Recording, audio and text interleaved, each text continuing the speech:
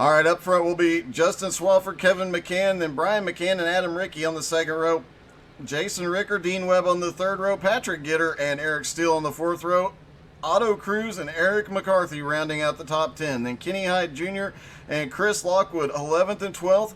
13th is Dakota Bruff. Bryant DeYoung is 14th. Zach Fritsch is 15th. 16th is Eric Sellers. Timothy Pope is 17th. Kevin Bernheimer is 18th. David Trumbley is 19th. And Ryan McDaniel is 20th. 21st is PJ Cox. Anthony Hooker is 22nd. And Pudge Nowski himself is 23rd. Andy Shaner is 24th. That is an interesting row. 25th is Jeffrey Sheldon. Anthony Karen is 26th.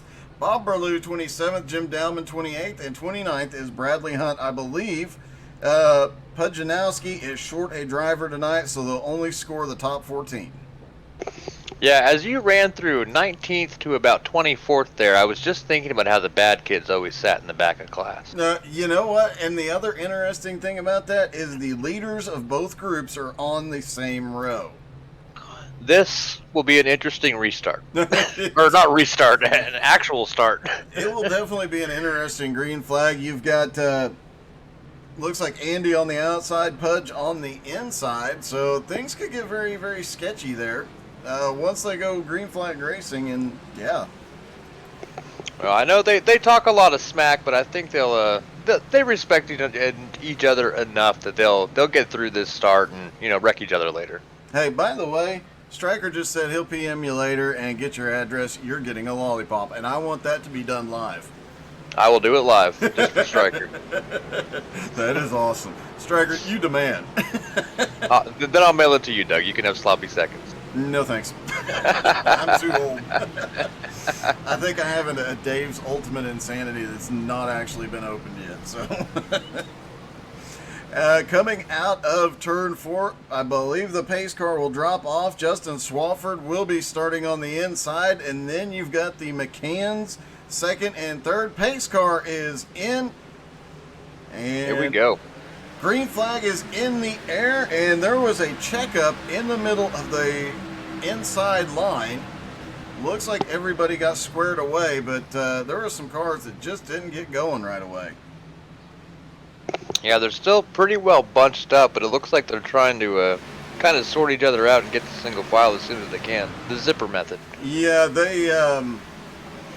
it'll be interesting. The first lap is always very telling here at New Hampshire, and they're 3 wide in the middle of the pack. So, as I was saying, the first lap is very telling, and this is obviously going to be a very aggressive race. Well, you can't go 3 wide here for very long, that's for sure. No. And Kevin McCann already to first, Swafford to second, Adam Rickey to third, Brian McCann back to fourth. Caution is out. That didn't take long. And guess who's caught in this one? I'm willing to bet it's someone who runs the number 7. Actually, no. Doesn't look like it. Looks like it's going to be Andy Shaner, Jim Dowman, and a few others. The incident actually started right in front of Andy, and the 07 was in it. Let's see if we can figure out exactly where this thing started at. Let's see if we can first find Pujanowski here. Because it looks like most of them avoided a lot of damage. There was a little bit of a pile up in front of them and some spin as they were slowing down there. The 66 just drove on into the corner, and Pudge is really damaged. Several cars missing front clips, back bumpers, and body panels, but looked like the 66 just drove in there. That was Ryan McDaniel. Look, he was trying to get some momentum through the turn, just couldn't keep the grip down low, and that was what we were talking about in the pre-race, is that, hey, last night that car had a ton more grip than this car. The bigger problem was getting loose, but these cars are going to push like a dump truck. Xfinity cars are known for pushing anyway. Yeah, the damage didn't look that bad from the initial rear view, but when you got it back where we could see the front of those cars, it looks like we had a couple guys get messed up there pretty bad. Yeah, it looks like Ryan McDaniel's on pit road, David Trumbley, Timothy Pope, Jim Dowman, Andy Shaner, all coming to pit road for repairs. And over in the Facebook chat, we got a Gitter done, and Gitter is spelt like the last name out there on the track, followed by a Let's Go TDR from Steve Hutchins. Yep, and Gitter is getting her done. He is currently in 7th. It's ironic that we saw a ton of positions changing outside the top 10, but literally the top 10 is almost exactly where they started. Kevin McCann started 2nd. He's up to 1st. Adam Rickey started in 4th. He's up to 3rd. And Justin Swafford back to 2nd. Brian McCann back to 4th. But other than that, the top 10, exactly where they started. I think you're seeing a lot of patience from the guys up front, knowing they have to be. And some of these guys in the back know they've got to make their way forward and quickly. I mean, patience is going to be a big factor here. You got to keep the nose clean. Try to take care of your tires. And I assume we'll need at least one pit stop for fuel here as well. Yeah, I believe Andy said they were running about a 70% fuel load. So they will have to stop for fuel and for tires at some point, and you know that if that happens under green flag conditions, that can get really messy here at New Hampshire. Oh yeah, pit entry is difficult here. Pit exit is very, very narrow, and it's really easy to catch that inside wall trying to stay below the cone. Yeah, and then trying to get back up to speed. We saw a couple of guys come out, and guys who had just been to pit road the previous lap getting loose as other cars were coming off pit road made for some interesting saves last night. Well, and the first couple laps too after a pit stop, you're used to that car pushing up the track or being loose, however the tires have worn, and then all of a sudden you got fresh rubber, and it's not always a good thing until the heat gets in there. That's true. Pace car is away. Green flag in the air. Kevin McCann went as soon as humanly possible, and he is already jumped out front. Adam Rickey is going to slip by Swafford for 2nd. A little further back, it is 3 wide. As we've got cars making their way into the top 10 and cars bouncing off the wall.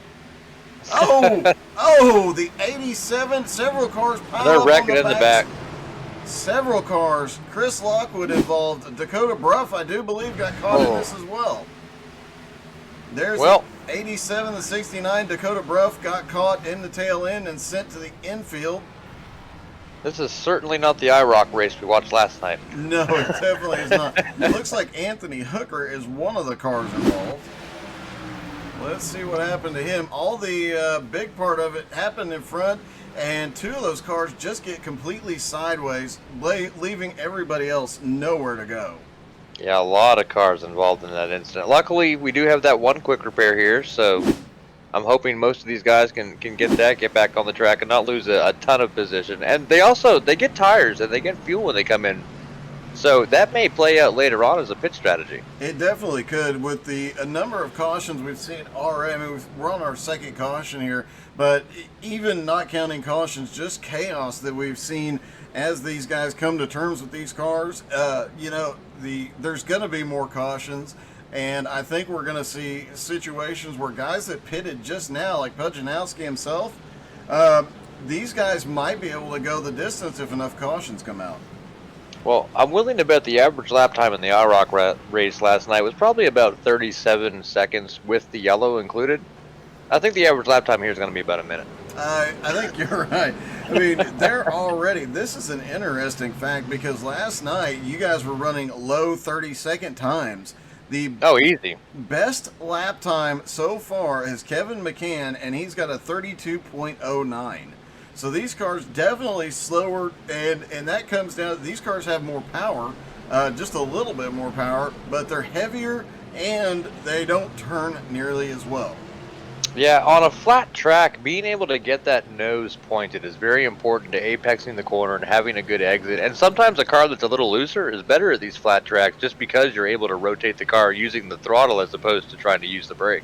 Yeah, and it definitely, these guys are going to have that brake bias all the way back and help them get a little bit of turn in, but there is just so much push in these things. These things tend to, especially on a flat track, drive like a dump truck. Yeah, I'm not a big fan of the Xfinity cars myself, but I really wouldn't want to drive them. I'm one of those guys. Flat tracks, they're just not for me. I am the same way. Flat tracks are just my worst. I have spent years trying to get better at it. I had one point in time back in the early 2000s in the Papyrus days where I was decent at it, but that came down a lot to setups. Yeah, my level of skill is directly proportionate to the amount of banking I have available. That is a good phrase I'm going to remember going forward. If those corners are banked 45 degrees, watch out, I'm coming. All right, looks like pace car is about to drop off. Kevin McCann will go for it again, and he tricks him again. He hesitated before he got on the gas. He gets down and away as the green flag drops, starting lap number 10. And you got to wonder if the handful of cars behind Kevin aren't learning from him every time he does these restarts. Oh, you know, he's making the smart moves on the restarts as Nowski's starting to make his way forward. He doesn't do the same thing twice, and that is the key to tripping up a bunch of people on restarts. Here is a mess of TDR cars from about 18th on back, including Mr. Andy Shaner there in 20th, that they're just trying to make their way to the front. A lot of them came to pit road last time by. Well, a lot of laps left. I mean, got to be patient, got to run the race. Hopefully we do see a long stretch of green here so that these drivers can get to the end. There is a car. Is that the yellow one? Pudge, and he is missing his front clip and still making passes. He's getting better airflow. It's Ram air injection like they had in the 70s. That's what it has to be, because he is currently running in 13th place with no front clip. So there you go. He started at 23rd. A flat track like this, really the speeds aren't that high, both in the corner and on the straightaway. I can't imagine aero plays a huge role. It's obviously important, but I mean, if you can tuck in and make the front end not matter, yeah, you can make it work. You could definitely. I mean, you're going to lose a little bit of time in the corners, obviously, but if you can make something happen with the draft here to negate that lost hood, that lost front clip, you might actually turn out to be okay. He gets a little loose off of turn 2 there, just like everybody else, but so far he's getting drafting help from his team. It looks like he might be able to hold on. He might lose 13th, but he's getting a little bit of help here. And you'll notice these guys, the guys that are really turning hot laps are running lane 2 and lane 3. And that's something Adam Ricky brought up to us. A lot of us are running 3 and 4 in iRock because we felt more comfortable up there. But the speed is in 2 and 3 and really just slowly rolling around the corner and making sure you get that good exit. Well, that's what I've been doing right at this track for a long time. I thought I was doing it completely wrong, but apparently not. I was in every lane last night, so... well, there were some that were in more lanes than you and making up their own lanes. So stuff happens on a flat track. Yeah, it's good racing though. I do enjoy good green flag racing at these flat tracks. As much as it's a pain to me to run them. Yeah. The level of competition out there, watching the other guys run and have fun doing it, even though they're blowing by me, it's some of the best racing I've seen in motorsports. This is true. And speaking of, Dakota Bruff just had an off track. We'll take a look at that in a minute, but Kenny Hyde Jr. has cracked into the top 10. He's up to 7th after starting in 11th, and looks like he is actually on the move forward. Let's see what happened to Dakota, though. Probably a little loose off of turn. Oh, he got hit. Great save. He keeps it off the wall. Wow. And he jumps it on the road course portion, gets up to speed, and does not cause any incident. Great save by Dakota, but a long way to go back to the front again. Yeah, how about that dirt tracking? I mean, I thought he was in the wall, and he just stuck that left rear in there and dug himself out. Yeah, he definitely did. And now we're starting to see a couple of guys move forward, actually. Zach Fritsch is now up to 10th after starting in 15th. Kevin Bernheimer is started in 18th. He is up to 12th now. Pudge is in 13th after starting 23rd. Anthony Karen is up to 14th after starting in 26th. Jeffrey Sheldon is up to 16th after starting 25th. And looky here, Andy Shaner starting to make his way forward. He started in 24th. He is up to 18th. Now remember, a lot of the guys involved in earlier incidents, whether they came in just for a pit stop in general or came in for their quick repair, they probably left those pits with tires that are 10 laps fresher and a full tank of fuel. This is true, so that might come into play for him. He did have to come to pit road and get repairs, and even 10 lap fresher tires here could make all the difference in the world, especially if this thing stays green for a long run, which it seems to be doing. And look at this. Kevin McCann and Adam Rickey have broken away. They have an almost 2-second lead over Brian McCann and Patrick Gitter. Now, I would hope these two boys are smart enough to race as a team, because I'll tell you what, lately they've kind of been getting into each other a little bit. Now, I'm expecting another grudge match out of these two guys. That could definitely happen. I mean, it's easy to get into somebody here with different braking points and everything. These two seem to be just working together right now. Adam Rickey is not getting very close to him. He's keeping about a car length at least a car length between them. He's not really pushing it because we saw how fast he was last night. It seems like they are playing it smart in the early going. I mean, they're both very good drivers. They're both very smart drivers. I don't think we'll have an issue here in this Nowski versus TDR series, but there's got to be a little bit of "I'm faster than you" in the back of their minds right now. Oh, definitely. So that's always there with any of these guys. They're always wanting to prove themselves, but the right time to do it is right at the end of the race. The last 5 to 10 laps or the last tire run when you know you're going to go green and you've got to make something happen there. So where do you think they're coming in for tires and fuel? I believe we tried to split it at iRock, and then we had a bunch of guys that really tried to stretch it. You think we're going to have a pretty even mix here? I think, one thing we noticed with that setup that you guys had from McConey last night in those super late models, the tire wear, the fall off was just so little that there were points where Dakota Bruff, who came through the field and then pulled away, he had only lost 40, 50 laps in, he had only lost a couple of tenths of a second from his fastest lap.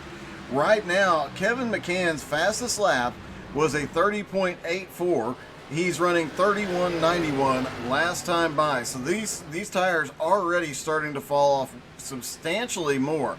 I think you'll see a few guys try and two-stop this to see if they can get a speed advantage out of it. So those guys we'll see about lap 30. The rest I would expect to see split it about halfway if this thing stays green. Yep, your assessment is absolutely correct, and that goes back to the different suspension geometries between the super late models and the Xfinity cars. The late models being loose, the tire wear was in the rear. We were spinning them on exit. That's where a lot of the tires were getting burned up. These cars pushing, they're being so hard on that right front tire right now. It just exacerbates the tight situation. It really, really does, and you can see that the guys that are saving tires and still fast are those four at the front. Justin Swafford is actually doing really well himself here. He's actually been faster or equal to the speed of the leaders the last few laps and pulling away a little bit from 6th place Dean Webb and Kenny Hyde. But interesting, we just saw the first car come to pit road, Ryan McDaniel, and I do believe Ryan was one involved in an early incident. He was in the lap 3 incident and came to pit road then. So interesting to see him hit pit road. He may know he can make it from here. That might be a strategy we see play out this time as well. Yeah, we're definitely going to see some guys try to stretch tires, either stretch them early or stretch them late. I think I'm with you. I'm trying to put 2 pit stops into it and try to make up the speed on the fresh tires as opposed to running around on some old rubber. We'll have to watch his lap times once he gets off pit road to see how competitive he is and how much time he makes up. Some of these guys at the back have already had almost 2 seconds a lap fall off. So, if you're making up 2 seconds a lap on a 30-second lap, it's going to take you 15 laps to kind of pick up a lot of ground to basically pick up an entire lap. And over the long run, you're obviously going to be able to go a little bit further than everybody else, maintain speed longer, as long as you're not over driving. Yeah, we see a lot of names in the top 10 we're used to seeing running fast, and one that stands out to me is David Trumbley back there in 24th the last time the leaders board went by. He's not used to running back there. I wonder if he's having some difficulties, or maybe that's part of his strategy and he's just going to save tires and try to make it on one late stop, or maybe even no stop at all for fuel only. It would be interesting. I think Tremblay is definitely diamonding the corner as we see there. I think that he is probably in tire saving mode, but he also has some damage on the front. The right front of that car is damaged. The hood has been up a little bit, so indicating he has hit the outside wall at least once, and you got to wonder if that has messed up the suspension a little bit, and he's just trying to limp this car around. Last time by, he ran a 32.5. Leaders running 32.1, so he's a little bit off pace, but not dramatically, not enough that it's going to cost him a ton. Well, I think as all the drivers cycle through their pit stops, I think Tremblay is going to be one to watch for running a radical strategy. Oh, speaking of radical and cycling through and everything else, Dakota Bruff, we saw him go almost to the very back of the field after getting hit coming out of turn 2. That was about 10-15 laps ago. He's already back to 17th. Well, look at him marching his way back through. Like in IROC, it took him the last 20 laps or so to get back to the front. Yeah, it really did. His pit strategy obviously helping, but with that long green flag run, he ended up back in about 6th, 7th place, and then just marched he's loose off turn 2. Marched his way forward, and there you have it. He continues to work forward. They really stepping that back end out too. He is working that car for everything it's worth. He's obviously not saving any tires here. No, you got to think he just gets smacked by a car getting loose, drives it through the grass, and you got to wonder, is he driving angry? Because he knows as we've got some smoke. I didn't see, there's no caution, but I did see some smoke. I don't see any off-track cars. But interestingly, there was some smoke in 1 and 2 that time. Chris Lockwood must have cracked a window. Oh, gotcha. And Pudge, with no front clip, is still running up in 13th. So it's going to be very interesting to see if, he's not making a lot of headway going forward, but he's not going backward either. If he can keep saving that car and just survive until A, a caution comes out, or B, he can get to pit road. A lot of these guys running gung-ho, a lot of these guys saving, and it's agonizing how unpredictable it is. I like to be able to figure out what's going on, and I really have no idea who's taking the win home. I can tell you right now one thing that is going on. Jim Dowman, who we have talked about a lot lately, he's been up towards the top of the field. He just got lapped, as did PJ Cox. Looks like PJ was off. He might have been trying to go to pit road. Let's see what happened to PJ here. He just snaps loose in the middle of 3 and 4, and the 06 behind him barely avoids him. Oh, no time to pit like the present. Yep, and that's exactly what he did. So watch for him to do that 2-stop strategy to try and make up some of the ground he just lost. But that, I think, we mentioned it earlier, you move that brake bias back quite a bit on these flat tracks to help get some rotation into the turn. And, I think he might have had it a little too far back and overcooked it and just snaps loose on him. Well, and also, not to just pick names out of a hat, but some of these drivers are more experienced than others. Some guys are in there, changing their bias on the fly. Some guys don't even worry about their brake bias. They just kind of run with what they're given and do their best. And to those that are making those fine adjustments, that's the kind of stuff that's going to really show up at the end of the race. My road course, my endurance team's road course ringer from the UK at Daytona Road will change his brake bias 3 to 4 times every lap. That's talent. That's very talented. That's a ton of talent and just seems insane to me. Meanwhile, Kevin McCann, who is in the lead, has now lapped another car. And so there's only 24 cars on the lead lap, 29 on track, but McCann is starting to put some cars a lap down, and he has pulled away for over a second on Adam Rickey. And yeah, I see Swafford dropped back to 6th. We got Webb and Cruz 9th and 10th. It seems like some of these faster Nowski guys that we're used to seeing run up front are starting to fade to the back a little bit. They definitely are. That's probably sign that those guys just did not take it easy on the tires on that first run and just trying to make something work. It's interesting, Brian McCann is actually starting to gain a little bit on Adam Rickey here and there. And then as soon as I say that, he loses a tenth of a second. But there for a couple laps, he was really gaining on Adam Rickey. So that could come into play later as well. No surprise to see both McCann brothers up toward the front. Yeah, still 3 to 5 in the top 5 for TDR, and it looks like the whole 6th through 10th is now all Nowski drivers.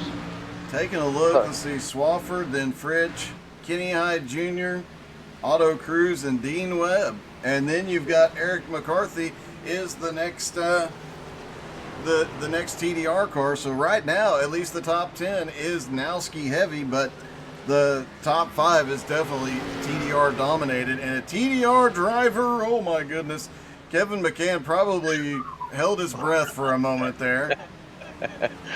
I won't make the comment I was gonna make. hopefully Kevin wore the brown pants today. Let's just put it that way. Yeah, that's kind of where I was going, but I couldn't word it quickly enough to make it broadcast appropriate.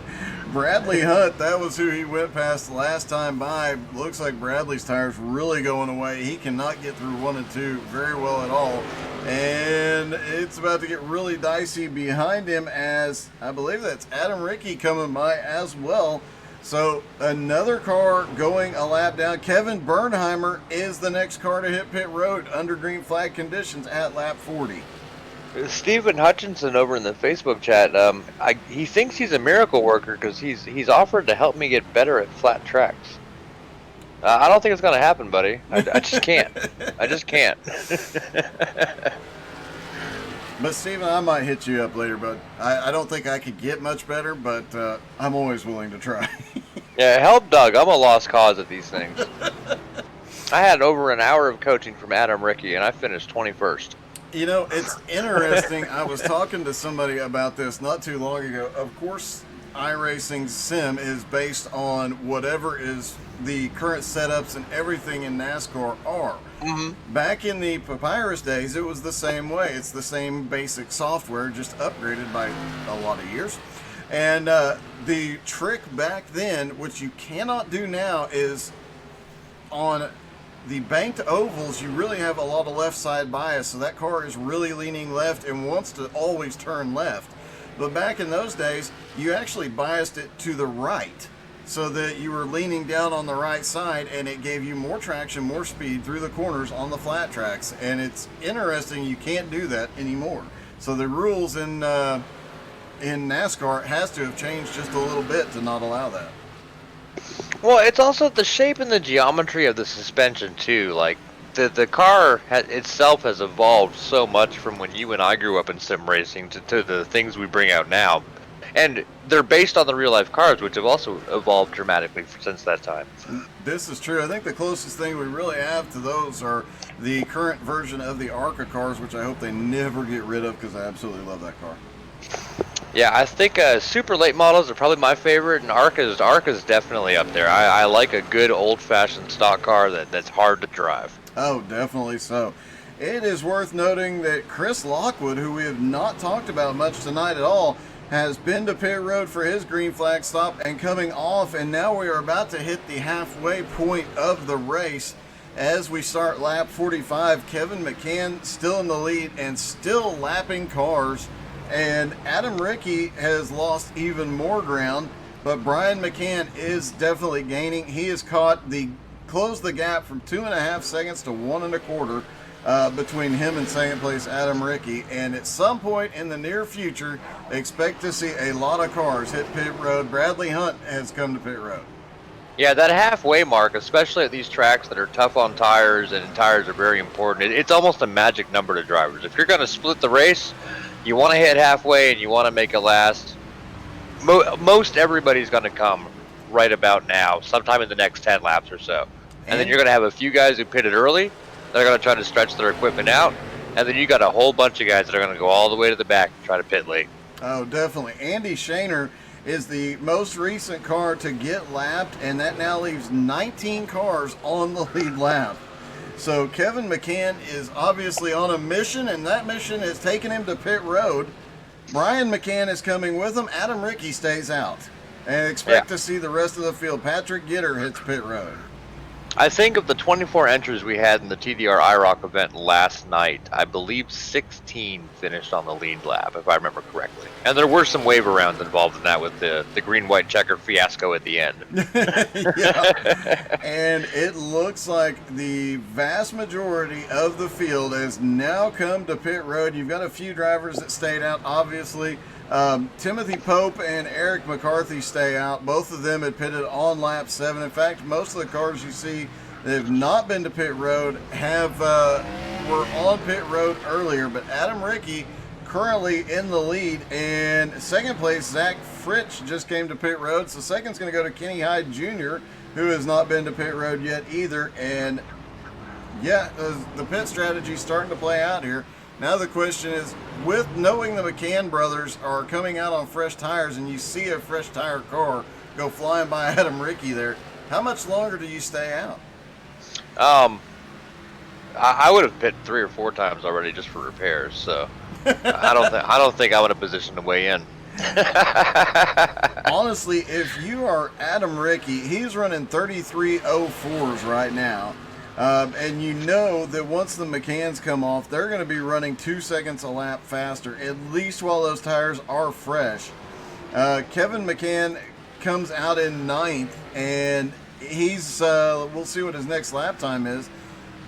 He's picking up a lot of spots here. His last lap time was a 30.93. Adam Rickey's was a 33.01. So those fresh tires, 3 seconds a lap difference. And Kevin is only 27 seconds back, but he does have a lot of traffic to negotiate. Yeah, and those tires do fall off quick, so that 3 second advantage is quickly going to become a 2 second advantage, a 1 second advantage, and I don't think it's going to equalize before they catch them, but I would say doing the math and estimating tire fall off, you've probably got about 20 to 25 laps before fresh tires catch old tires. Yeah, and I don't think Adam's going to stay out that much longer. I would expect him no later than lap 55, because at that point your fall off is their gaining is going to outpace your fall off, and that's when you start to get in trouble, especially now that the McCann brothers are 4th and 5th making their way through all this lap traffic, and they're only 25 seconds back. Yeah, and lap traffic's a big factor too. If you've got some guys that are kind of holding you up, they'll kind of negate that fresh tire advantage. Not tremendously, but it will help Adam get a couple extra laps there up front. And speaking of lap traffic being difficult, Kevin McCann is currently trying to get past Pudge, who has a new nose. Pudge has been to pit road on 4 fresh tires. His nose is fixed, and you really just see how much lean these cars have right now. So much more than what you normally see in a stock car. That is just the way Adam Rickey is coming to pit road. That is just the way these cars, these Xfinity cars, seem to have more body roll, more suspension travel, and they just seem to take the corners substantially differently. Yeah, I'm not a big fan of the Xfinity cars. I don't think they don't suit my driving style. It's not to say they're not a fine race car and fun to drive, but I'm not a fan myself, and I would not be enjoying myself out there right now, especially for some of these guys that are on the older tires. Oh, definitely. Let's take a lap in Kevin McCann's car, and you can see he's having to fight the wheel just a little bit down the back straightaway behind the number 8. Wait a minute. 86. As he jumps up to a little bit higher lane, and you know, that's another thing about these Xfinity cars. You don't have as many places you can maneuver with them. They don't have as much downforce as a Cup car, but they definitely have almost as much horsepower, and that is not a great combo. The way the 86 moved out of the way, it's almost like McCann snuck up on him there. You know, they do that. We've seen that time and time again. Yeah, and look at Hyde and Pope. Remember, last night, Andrew Bisnet, last guy to pit, he led a handful of laps, and he actually only had to come in for fuel. Yeah, he definitely did. And Pope comes to pit road, but Kenny Hyde is staying out. Looks like he has not been to pit road the whole time. He is hoping that once he gets out there on fresh tires, whatever he loses, he'll make up substantially and more just having the 10-lap fresher tires than everybody else. And that could pay off on this kind of track, but it definitely gets a little bit interesting, and you've got to have your strategy just right. And you know, at this point, these guys are praying for a yellow because tires are important. You know, the guys with fresh tires are going to catch the guys with old tires, but they're going to have to stop for fuel. And without a caution, I think that that not pitting or being the last one to pit strategy is not going to work out for anybody. No, it's really not. And right now, Kenny Hyde has the lead, but Kevin McCann is only 3 seconds back. So he is definitely in trouble. He's got to think about getting to pit road. I mean, he's going to lose some positions, but he started in 11th. He's getting up here leading a few laps. It's definitely a confidence boost for sure, but it's also just giving him that opportunity. But he's reaching a point where if he doesn't get a caution, he's going to be in serious trouble. Anthony Hooker just involved in a wreck. Let's see what happened with him. He was coming off pit road. Oh my! What happened there? Okay, so there is a thing in iRacing where if your car is more than a foot off the ground, it will allow other cars to ghost through you. But he was not off the ground, and I just have to wonder, just possibly a lucky glitch for a couple of drivers behind him, because that was bad. Let's take another look at it and see if we can see who the other cars were, and then possibly look at damage. There he goes, spinning the 25. That was Andy Shaner. I think that's the first time an iRacing glitch ever worked out in our favor. All right, let's see if we can find Andy Shaner's car on track. He's currently running in 20th, and I do not see any damage to that car or the one behind him. So you're right. That definitely worked out, and you got to wonder if Andy is just sitting there, I don't know, holding a lucky rabbit's foot.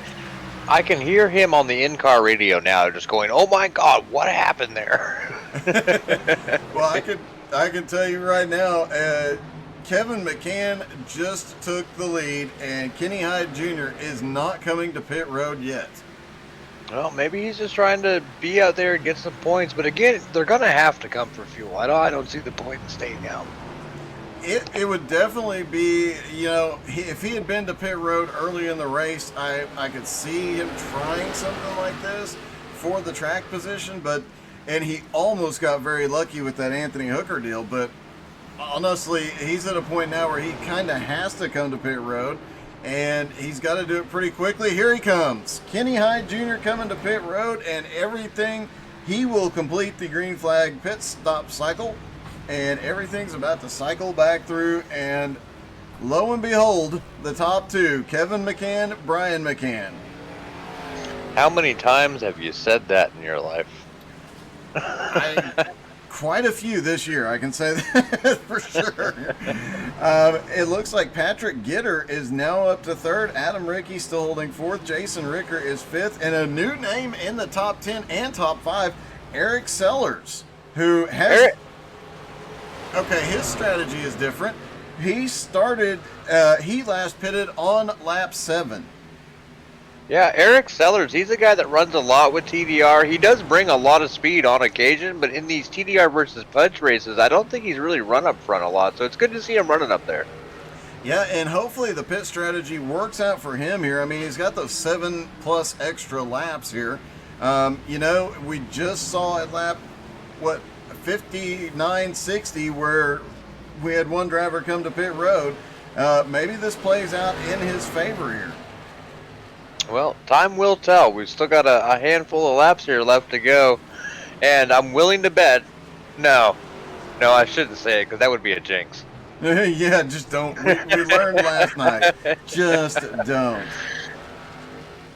I'm looking through the field, and Kenny Hyde Jr. is actually now in 15th. He's still on the lead lap, so the strategy definitely paid off a little bit here. Plus, he's got 4-lap fresher tire, or more than 10-lap fresher tires than everybody else on track, and with enough laps left, he is currently just 10 seconds from 8th place Eric Sellers.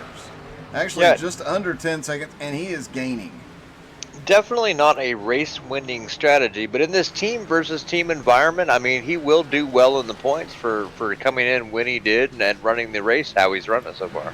Yeah, this is definitely playing. His strategy might be, like you said, not the race winning, but when it comes down to the point situation, yeah, he definitely has an advantage. As you see how much more speed he has, he goes by Justin Swafford for fourth, and now he's going to come up on Pudge.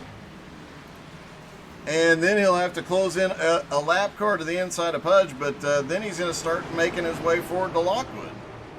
Yeah, and at the very least, he got himself a lot of TV time tonight. No, he definitely did, and you know what? That Nowski Nation's got to be happy about seeing one of their cars at the front for so long tonight. Absolutely, absolutely. Hey, Kevin McCann has a 4.2 second lead over his brother right now. So you know we've talked about it. They had the grudge match a couple of months ago. I do not remember who won the grudge match. It was Kevin, wasn't it? It was Kevin, and we have unofficially within TDR dubbed him Mom's favorite. Ah, yes, I remember that now. And how does Brian, we'll have to ask Brian at some point how he feels about being the black sheep of the family. You ask him. No thanks. I will note that the black sheep has a 1,500 point higher I rating than the Mom's favorite. Well, Mom's favorite spends a lot of time flying airplanes, so... This is true, and I know Kevin McCann sometimes watches these back, so I'm just going to remind him, Kevin, get DCS and let me know so we can fly together, buddy. What is DCS? He flies the Microsoft Flight Simulator. DCS is like the simulation, like the iRacing, but for combat fighter craft. So F-16s, F-18s, and you see Kevin flying the F-18 from time to time, but he is not getting to launch missiles and shoot guns like we do. Well, just an example of how good Kevin is at everything. I once tuned into his stream while he was playing the flight simulator, and I was like, Kevin, I want to see a pyramid. Like, I was intoxicated. I wanted to go see the pyramids. Within 5 minutes, we were in Egypt flying around the Sphinx. Like... incredibly talented guy. Yeah, I actually watched him, and I would definitely fly with him anytime, and it would definitely be an experience having him. And with them having the Apache coming soon, that would be fun to let him fly, and I can be the gunner, or vice versa. Brian, I figured out why Brian is so far back. He is mired in lap traffic. Also, quick update, Kenny Hyde now up to 11th. Yeah, as we got a lot more cars a lap down now after those pit cycles. It looks like we got 9 cars left on the lead lap. Definitely so. It looks like Dean Webb is the last car on the lead lap.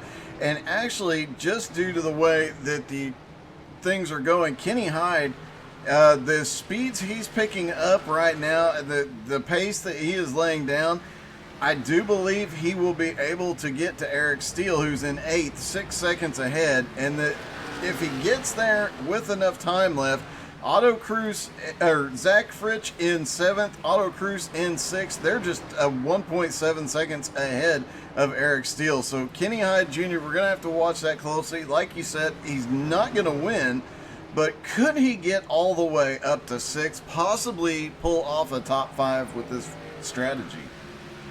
Yeah, even though we've only got 9 on the lead lap, you look at 10th on back, I mean, there's 10th through 15th, they're all 1 lap down. There's tons of cars out there still running for position.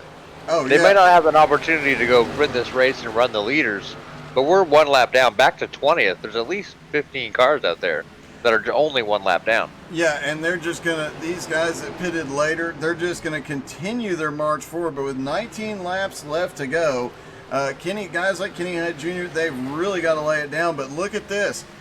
We're going to hop in Kenny's car and just let you see the difference in those fresher tires as he closes up on 2 of his teammates and a TDR car. That is Andy Shaner there on the outside. How about new? How about new? And look at Kenny Hyde Jr. He just sends it up the middle. He can just go where these other guys can't, and he is flying. I am really liking and taking notes on this strategy. Yeah, this guy, he's raced this series before. I'm sure we've seen that name. I don't know how much we've talked about it, but this guy's bringing a lot of speed tonight. Yeah, we've talked about him a little. He's always right around 10th place. But tonight, he definitely brought his A game, his A strategy, and he is continuing to move up, as that's Timothy Pope right in front of him. And look who's right in front of Timothy Pope. That's the leader, Kevin McCann. So he may end up unlapping himself here in a moment. Wouldn't that be interesting? Wouldn't And it? a heck of an achievement. You know what would be even more interesting? I'm not gonna say it. Well, we will not be going green to checkers because we've already had 2 cautions. So we're safe in saying that's not going to happen. But you never know what could happen from here. Although the field is spread out enough right now that I don't think we're going to see a whole lot. I'm confident the end of this race will result in a checkered flag. I have to agree. I've thrown the track map up so the people at home can see just how split and spread out everybody is. You can see by the position numbers where they're at, where the leader is coming out of turn 4 as we watch Kevin McCann. Yeah, it's definitely a bit spread out, but there are a couple groups right around Nowski in 12th. Holy cow, we almost got to see some excitement. There's a couple of groups forming there that have 3 or 4 groups, or 3 or 4 cars all around them. But for the most part, everybody's got a couple of car links between them and somebody else. I love that track map. You look there, first place has about a half a lap advantage on third. Yeah, let's see if we can show Brian McCann. There's Brian, so almost 2/3 of a straightaway. Adam Rickey is even further back, coming through 3 and 4 right now. Patrick Gitter is still with him. And then 5th place is even further back. So you see just how, and this track is one that they do spread out a lot under green flag, and they spread out very quickly, as we've seen. You know what would tighten them up? A caution? You said it. Oh, you tricked me. I did. I wasn't going to take the jinx. Well, I'll take it from last night and tonight.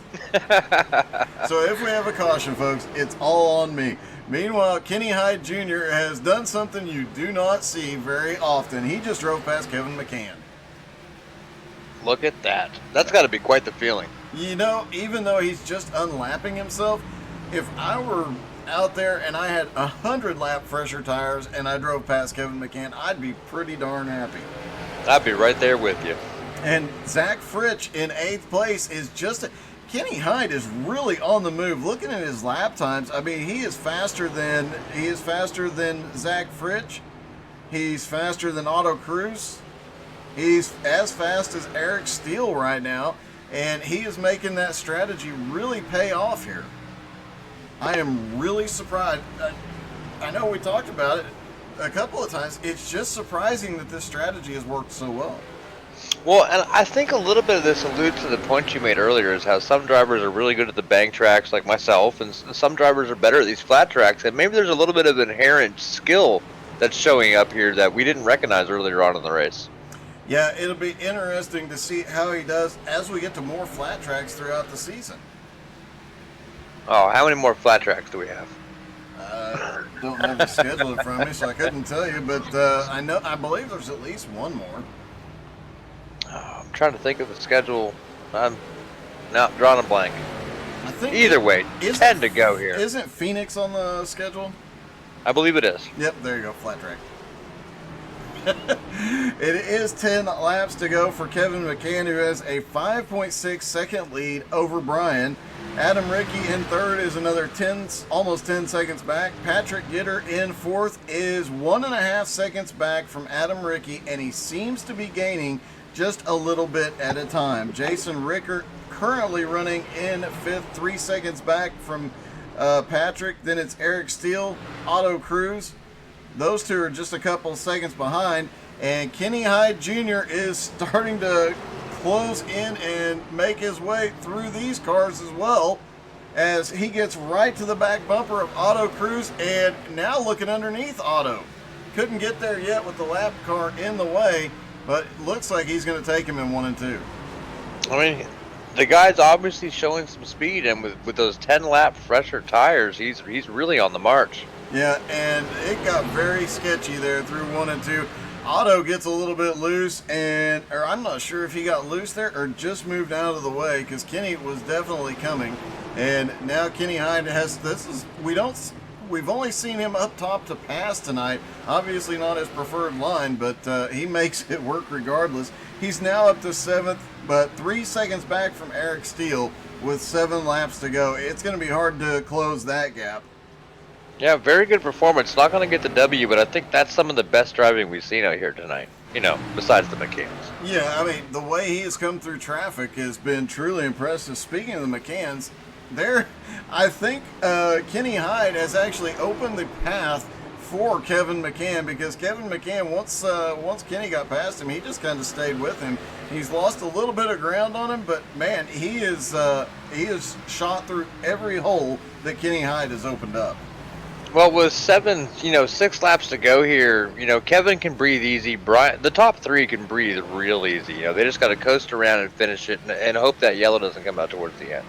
They definitely do. It looks like the gap between Adam Rickey and Patrick Gitter has kind of stabilized at the moment at about 1.5 seconds. So we'll have to wait and see. 6 laps to go.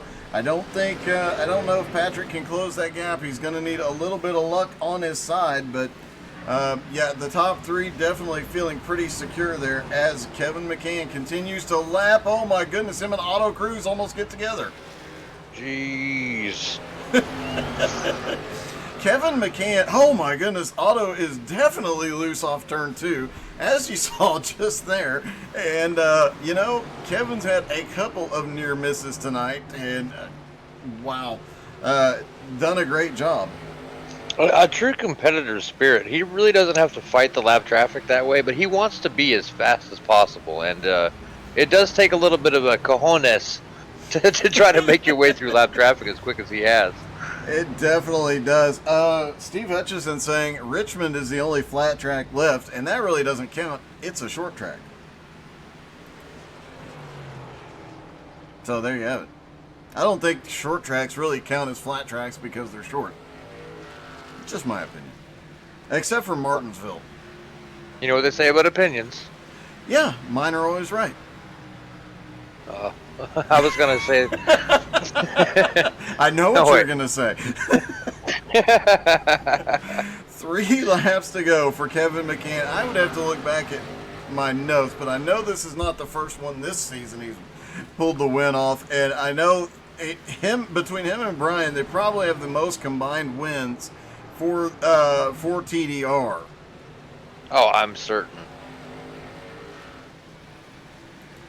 Two guys that bring a lot of speed. Yeah, I'm looking to see Adam Rickey in 3rd. 4th place is Patrick Gitter. That's the first Nowski car.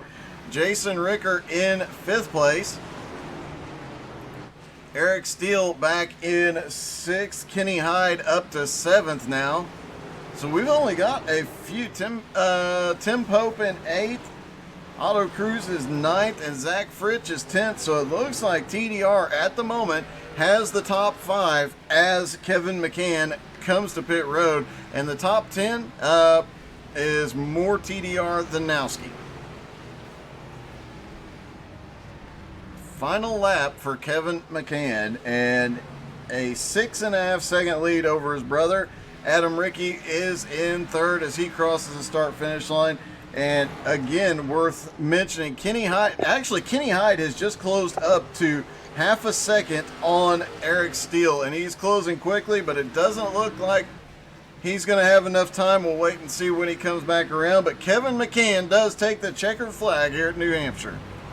Yeah, and I will say, to TDR's credit, they ran the here iRock last night. They had a practice session before the iRock. There was a 2-hour practice session this afternoon for this event. I think a lot of steering wheel time was put in, a lot of practice was had by those guys, and it really showed tonight. Definitely did, but the biggest surprise of the night being, of course, what Kenny Hyde has done here. And not a big surprise to see the McCann brothers on top, or Adam Rickey for that matter. But, a great group has pulled off and had a dominant weekend, and I do believe this will extend the TDR lead. Yeah, Hyde definitely the MVP of the evening. I think that was an excellent strategy. The guy showed a lot of speed, and as Steve Hutchinson alluded to in the chat, watch out for this guy at Richmond. He might bring a lot of speed. I know you say short track, but it is a low bank track, so maybe that's the one where he brings home the W for Team Nowski. It could very well be, and if he has another strategy move like he did tonight, there is no telling. What a whole mess of cars down there doing burnouts. Yep, it looks like the McCanns are actually pushing each other doing their burnouts, and Andy Shaner is just sitting there hanging out. He's making sure Pujanowski, when he watches this back, gets to see that dude wife's car. They definitely brought the heat tonight. Well, let's see if we can talk to some drivers, and if possible, let's see if we can talk to Kenny Hyde first. Yeah, I agree. As much publicity as we've given to the McCanns, I think it's time we talk to somebody else. Hey, Kenny, this is Tommy up in the booth. You got a read on us, buddy? Now, how about that run tonight, man? Ran up front for a good bit of it. I understand the pit strategy kind of got you, but you fought your way all the way back to, I believe, 7th was where you were scored at the line. A heck of a run, man. I think you are the MVP of tonight. How'd you feel out there? Felt like I needed a lot more tires, but the pit strategy didn't work out as planned. I was hoping for a yellow. Not that I really had anything for the McCann brothers, but I was hoping for a little bit better of a finish with that whole strategy, but like I said, it just never worked out. Well, you definitely, even with the strategy not working out, I mean, you came off pit road about 15th place and marched your way through the field up to 7th. You had a lot of speed even before the pit stop. You're equal to, I think at times you were equal to both McCann brothers. So that definitely nothing, the run tonight is definitely nothing to sneeze at, and a great points night for you on behalf of Nowski. Yeah, definitely. Like I said, I wish I could have got a couple more spots for a couple more points for Nowski Nation, but like you said, there ain't nothing to be upset about with a 7th after coming out 15th, 16th, whatever it was, after getting the tires. Well, before we let you go and talk to the winners of the event here, so Doug and I alluded earlier that some guys are really good at the bank track, some guys are really good at the flat tracks, and you showed some flat track speed. The next, quote, flat track that we're going to is Richmond. How do you feel at Richmond? Do you think that's a race you're going to be able to show up and put some good times down? I love Richmond, and so I bet you do. I do. To me, the shorter the better, and I do like the flat tracks. Don't know what it is about them. They just kind of have a knack of getting the car to rotate through a center a little bit better than most. Love them or hate them. So, yeah, like I said, I don't know when Richmond is, but this was my first race back. Been doing some real racing and haven't really raced in about 2 or 3 months. So, pretty happy with the result tonight. Well, we're getting to the off season, and iRacing is a great way to fill the time during the colder months when we're not able to get out there and, pay for real fuel and tires, right? Yeah, definitely. But unfortunately got rained out for tomorrow, so they needed a driver, and I was like, well, they got nothing else going on a Friday night. Not going to be hanging out in the shop and loading up, so we'll go iRacing. Well, hey, man, a heck of a performance tonight. You didn't get the W, but congratulations on how you showed up, man. Last car on the lead lap, you really put down some good laps there, and I can't wait to see you run at Richmond. Thanks, man. Looking forward to it. All right. You want to see if we can get the McCanns out? You want me to bring just both McCanns in? Yeah, we might as well. All right, bear with me. This is a little tricky. I'm going to dial up Kevin first, and then if you give me a second, I'm going to queue up Brian as well, and then I got to do some other things over here to make sure their microphones work and all that good stuff. Hey, McCann and McCann, this is Tommy up in the booth. You got a read on us? Hey, how's it going? Brian, first to respond. Didn't realize it was push-up talk. Yeah, you weren't first to the line, but you were the first to respond. So Kevin had about a quarter lap gap on you, and obviously this is a track where you guys spread out. Congratulations on the second. You guys finished 1-2. This was a great event for TDR. How'd it feel out there with the flat track racing and a lot of these guys making mistakes early on and having to sort through all that lap traffic throughout the event? Yeah, this track's fun. I know I like it. I think Kevin likes it. It was all about that right front. I ended up not being able to save my tire as much as Kevin's able to save his, and I was just killing the right front tire. But overall, it was a fun race. Kevin? Can we talk about the couch first? Oh, The couch? The couch? Tommy's couch. That is awesome. Hey man, you have to be comfortable. Whether you're in the race car, whether you're in the booth, you got to be comfortable to succeed. I love it, man. Yeah, they're nice. Yeah, no, New Hampshire's was just one of those tracks that just, I don't know, it's one of my favorites. Flat tracks in general, Milwaukee Mile, Pocono, those types of things. So I don't know. I'm just very comfortable around here. It's easy to save the tires for me here, and I think that's what it all boils down to, as Brian mentioned, saving the right front. And just not overdriving the corners. And no, it's just it's a good track for me. Good car track combination. I was excited for this one, and I'm happy to come away with the win here. Yeah, man, congratulations. And I think Team TDR came away with the win as well, obviously with the help of you two. You guys, being as fast as you are, and everyone knows it, if you could give everyone out there one tip for running these flatter, low bank tracks, what would that one tip be? And we'll start with Brian, since he figured out the microphone first. Low brake bias. Yeah. I don't know. Brake bias is a big thing, but also just I'd say backing up your entry, so not overdriving the entry of the corner, letting the car rotate for you before you get back on the throttle, and then really on any type of like high horsepower stock car like this, it's about rolling on the throttle and really getting the car to rotate without plowing, being tight off the corner. So it's hard to explain. It's really a feeling thing, but I think a lot of guys maybe run lower steering ratios, like a 12-to-1 or something like that, and that really hurts you in the long run for right front tire wear. So I generally run a little bit higher of a steering ratio just to help me out there. Well, See, me personally, I run a 10-to-1 because it's easier to overcorrect my mistakes.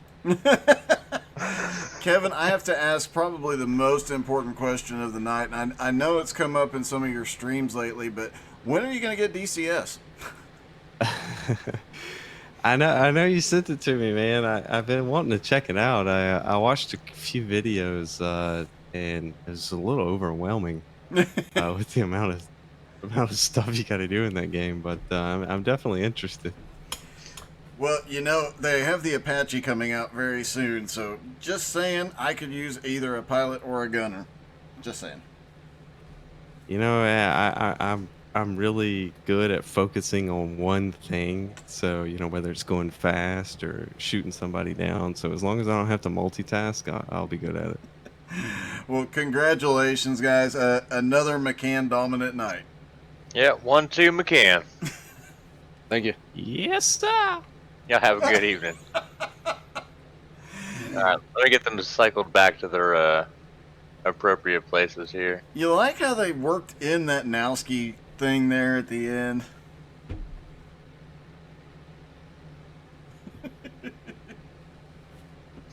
They are, every time I interview McCanns, I try to get them to give the audience just a little bit of information about what makes them fast. And it's always like a generic tip we all know, but they really master the racecraft. Yeah, they really do. And you can tell they both put in a lot of time. They both obviously have a ton of natural talent. And if I could drill it and pull it out of their heads and give myself, 5% of what they got, that'd be great. But No doubt. Well, it looks like TDR comes out ahead. Again tonight, you guys came into the night with right at a 40-point lead. I believe it's 37-point lead to be exact. I do believe that will extend further after this race. Well, before we go, do you want to bring in Andy and Pujanowski here? Oh, yes, let's do that.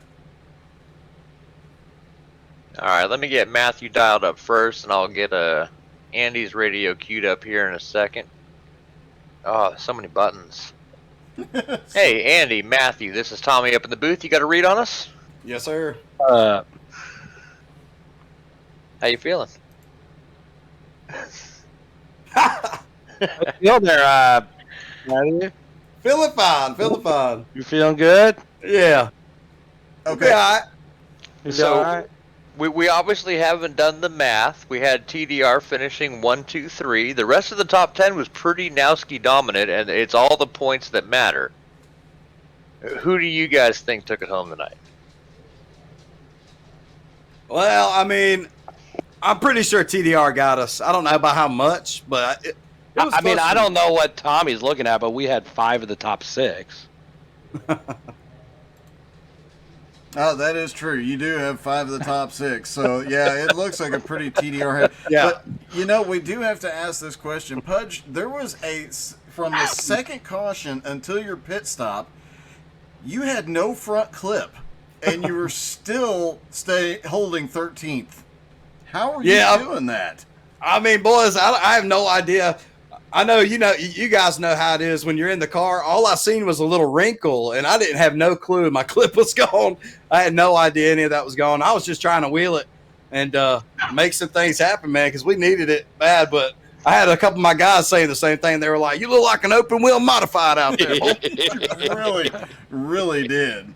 And Andy, we do have to ask about the incident. The 13 coming off pit road spins as he comes off pit road, and you literally drove through him somehow by some glitch. You get no damage.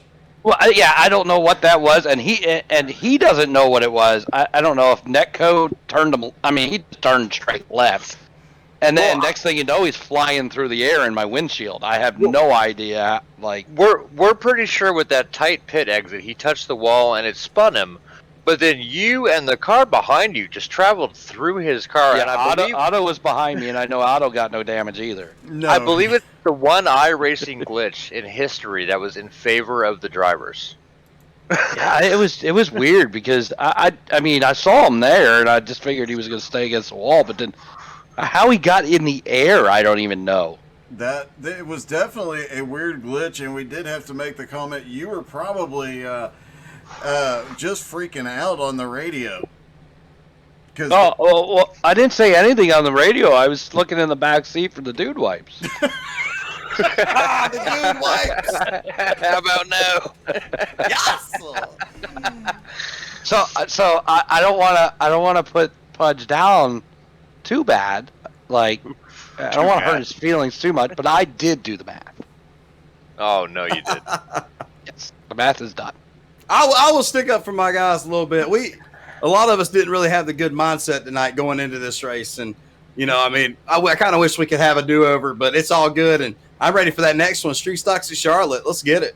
No, Yeah, and I will stick up for your guys too. Kenny Hyde.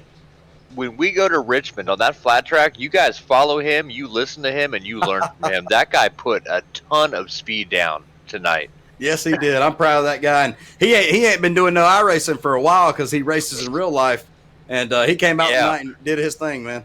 He's definitely someone that you guys can learn a lot from. Not that I should be helping out, the enemy, so to speak, but he's someone you guys can learn a lot from on these flat tracks. Yeah, I mean, he pitted 13 laps later than everybody else. And then it came out of pit road, 15th, 16th, stormed his way back to 7th, and managed to pass a McCann on his way. to get his lap back. He took a lap back from McCann. I mean, the Yeah, odds man. of that happening are like 1 billion to 1. Right. Yeah, he did good, man. I'm super proud of that guy, and I can't wait for him to be able to run with us every week.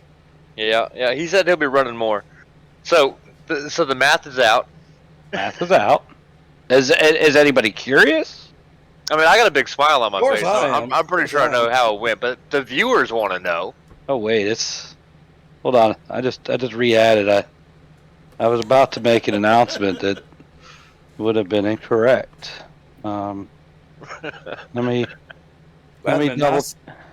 Yeah, it would have been nice. What you say goes. How the hell did you do it, my God? I know it. I got to make sure it's right now.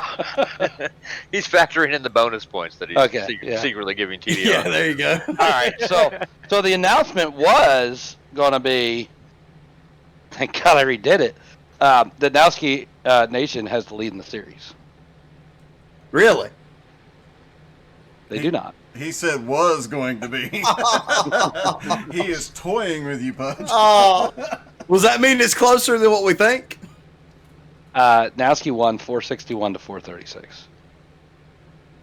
What? You guys won.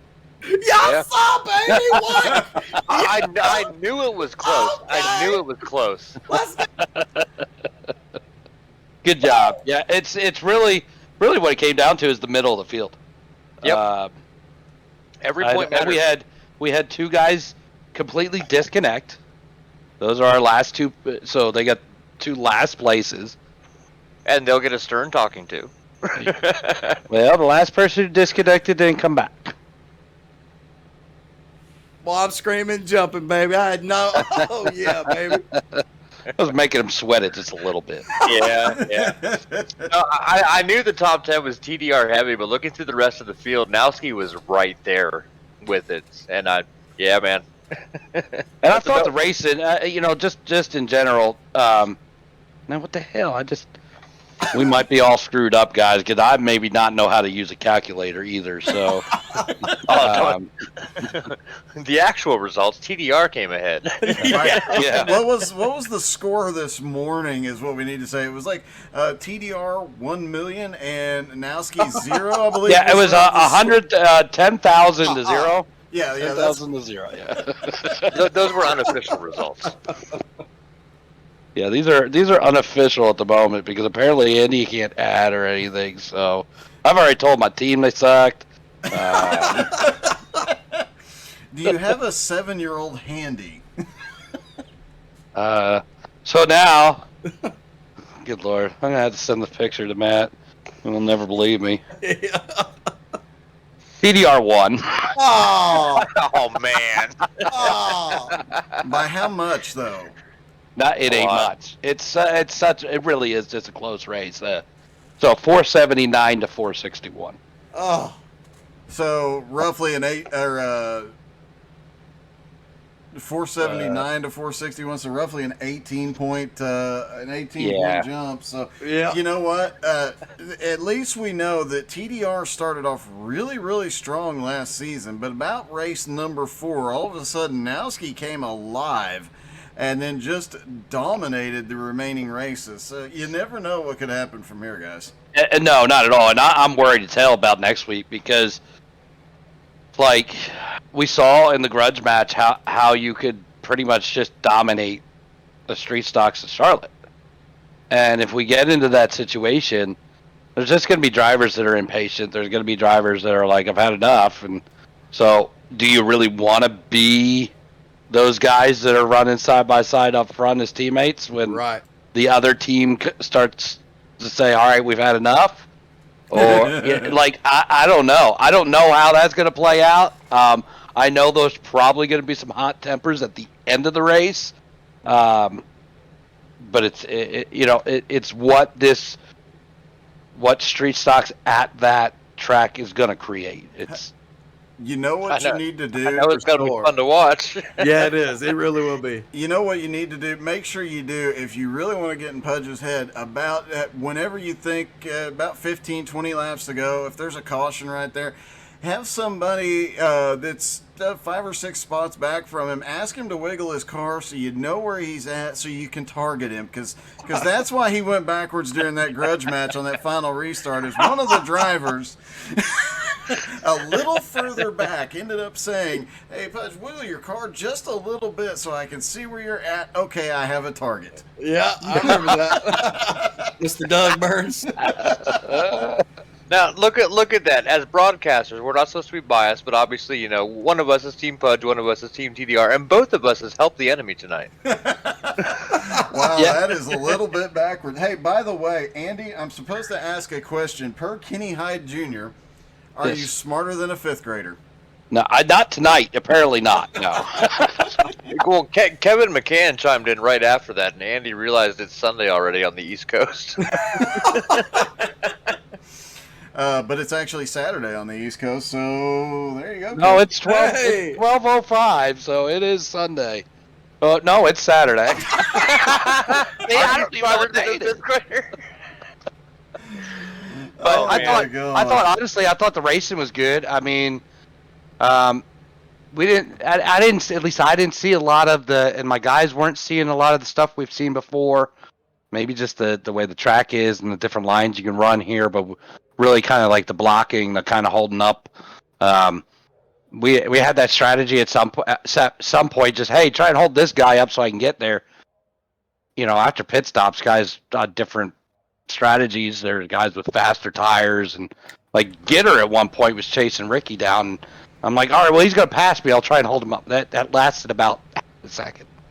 Well, And we drew a lot of comparisons from the IROC race we covered last night, and the IROC race ran 84 green, and then we had those green-white checkers at the very end. This one had a lot of yellow early on, and then once that was sorted out, it was green flag till the end.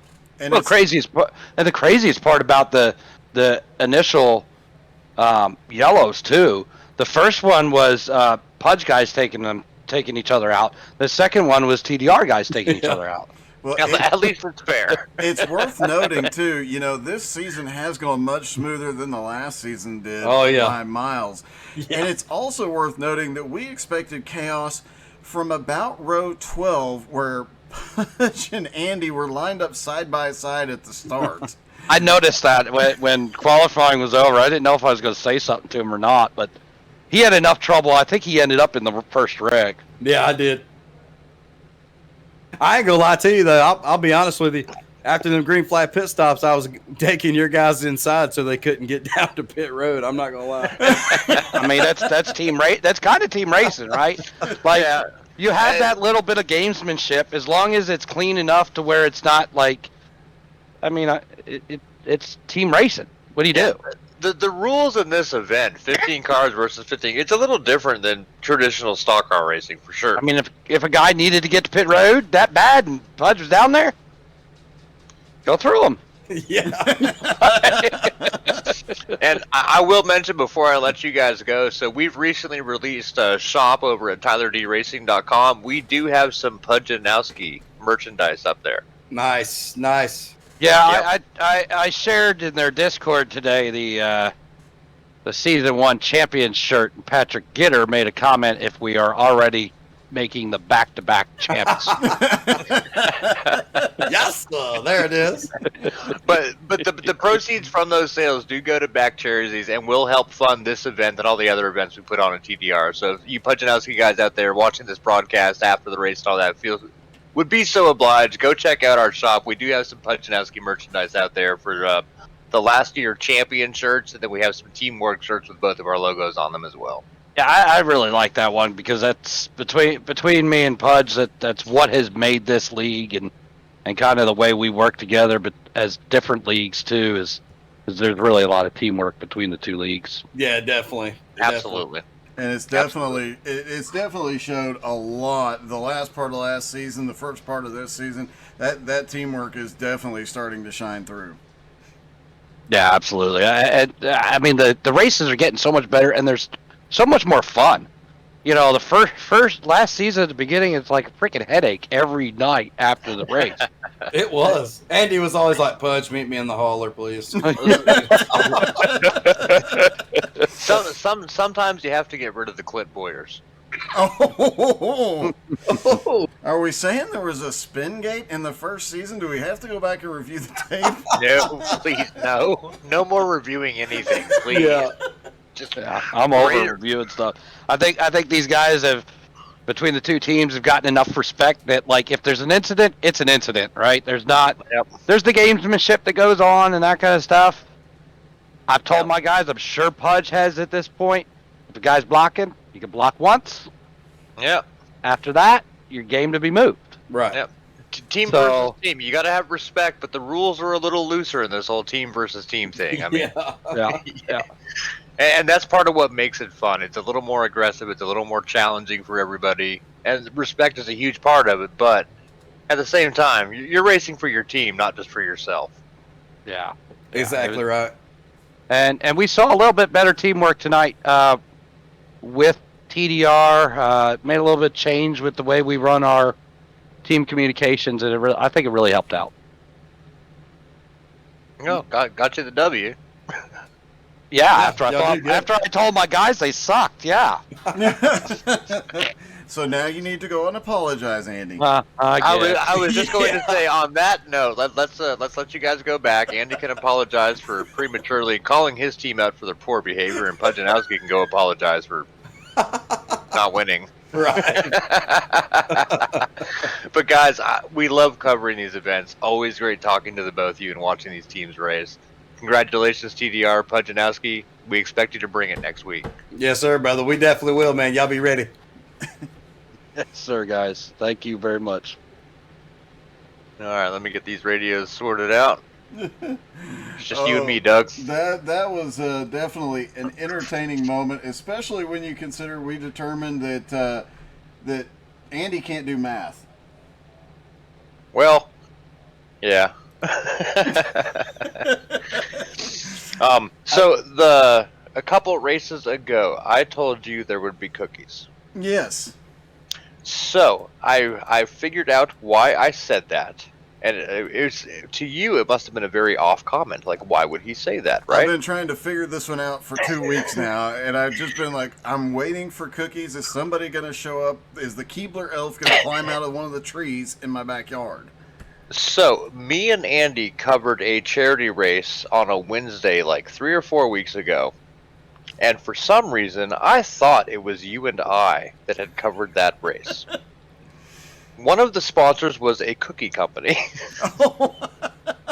And a man of my word, I will get with you after this broadcast. I'm going to buy you some cookies from Big Jim's Cookies.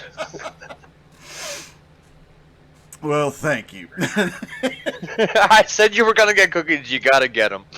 But yeah, it was a race me and Andy had broadcast on Back Sports, and I thought it was one you and I had done, and I was like, oh, he should be expecting the cookies. It does get confusing after a while, doesn't it? Oh my goodness, does it? But Doug, always a pleasure up here in the booth. We still have 5 people watching to you and me talk about cookies. I know, that's just crazy. What are you guys doing with your lives? Refresh the link, go back, watch the whole race over again. Because that's where the action's at. And don't forget, there will be possibly an upcoming grudge match between Tommy and I on Bristol Dirt. That will be chaotic. We'll talk about that too. You opened your mouth and... Wait a minute, that didn't come out quite right. You stuck your foot in your mouth on that one. Let's leave it. We need to cut it off before I start talking smack. Yeah, we really do, because I was about to say something really bad. To all of you guys out there watching How to Suck at iRacing on Facebook and Twitch, we love you guys. Keep tuning in. Make sure you hit that like, share, subscribe. Go check out McConey Setup Shop for all your setup shop needs. And now they have a paint shop, too. And I guess they're selling gloves, I heard, which is really cool. I can't keep up because they keep growing. So just go check out McConey Setup Shops and all the affiliated stuff they're doing. And speaking of growing, go check out Back Charities. These guys are doing some awesome things with the iRacing community, both raising money for people in need and funding all the cool crap that happens over at Tyler Daniels Racing and this event in itself. Check out Pujanowski. He's a streamer as well. You can find him at Pudgnowski,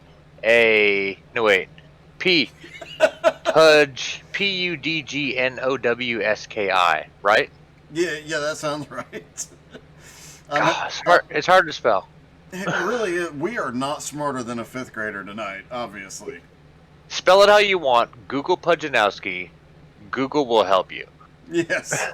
And of course, Tyler Daniels Racing and How to Suck at iRacing on Twitch and Facebook. And you have a YouTube as well, right? Yep, this race will actually be on there tomorrow morning as well. And I believe I'm sending it over to you guys as well, so you'll have it multiple places to watch it. Yeah, you can find it on our media at youtube.com/backsports. What's your YouTube handle? Is it How to Suck at iRacing or Suck at iRacing? It's How to Suck at iRacing, because when the YouTube was created, I didn't have everything It's a single way that I'm trying to get to now. Well, I'll message you next week. We'll get this media tightened up for you. All right, sounds good. All right, brother. Always a good time. Yes, it was. Until the next one. All right, thank you guys so much for watching. Have a great night.